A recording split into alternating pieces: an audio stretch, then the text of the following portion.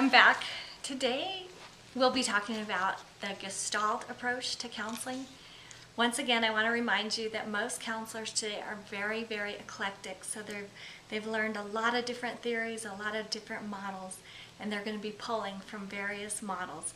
But for this video, I thought I would just break down the Gestalt approach to therapy. Now, it was developed by Fritz Perls in the 1940s, and he kind of felt that, you know that saying that the sum is bigger, or the parts are bigger than the sum, and I'm going to explain this more to you in a minute, but he felt like if people were actually not just talking about their situation, but experiencing it, feeling it, being in the moment, they would actually have greater insight and understanding. I have a lot of notes today, so it's sort of a complex theory, and it was very helpful for me to review it. So one thing about the Gestalt theory is that it believes that everybody has access to their own emotions and the capacity to control their own emotions. The therapist is simply there to focus on the relationship and help the person become aware of their experiences. It doesn't tend to focus on past experiences as much as it does just helping the person become aware of what's going on in the moment, how they're doing physically and emotionally. It focuses on the here and the now. It helps the client to focus on feelings, emotions, what's going on in their body, sensations. So one of the techniques that Gestalt therapists use might be this empty chair technique. And so they would have maybe a client who's having conflict sit in one chair and act out one part and dialogue with one part, and then move to a different chair and talk to the other part. So that maybe a person has a conflict with the good person inside of them versus the wild part, and so the Gestalt therapist would have the person sit there and talk as if he was the good person, then get up and move and walk over and talk from the part of him that wants to act out or be wild or whatever.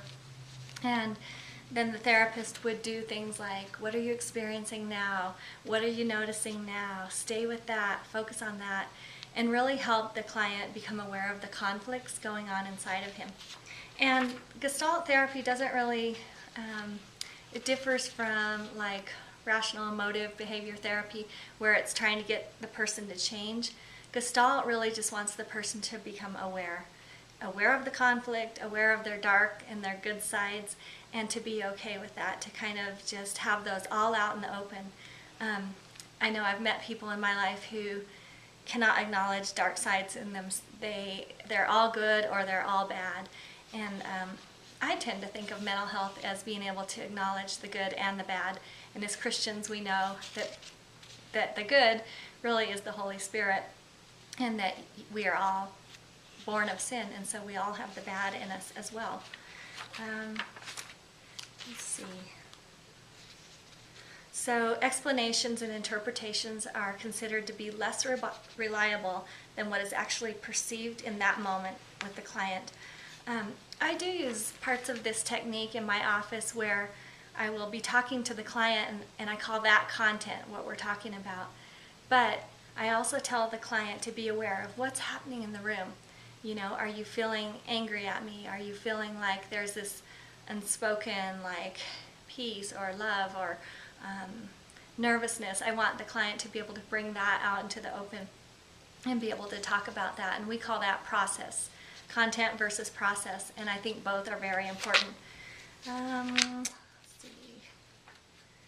So focus is more on what is and what's going on than what should be or could be or will be. And that is about all I wanted to say right now. I'm going to post a lot of this on the blog, but for the most part, I just wanted to have you get sort of an overview of what this is like. So thanks. We'll be back again.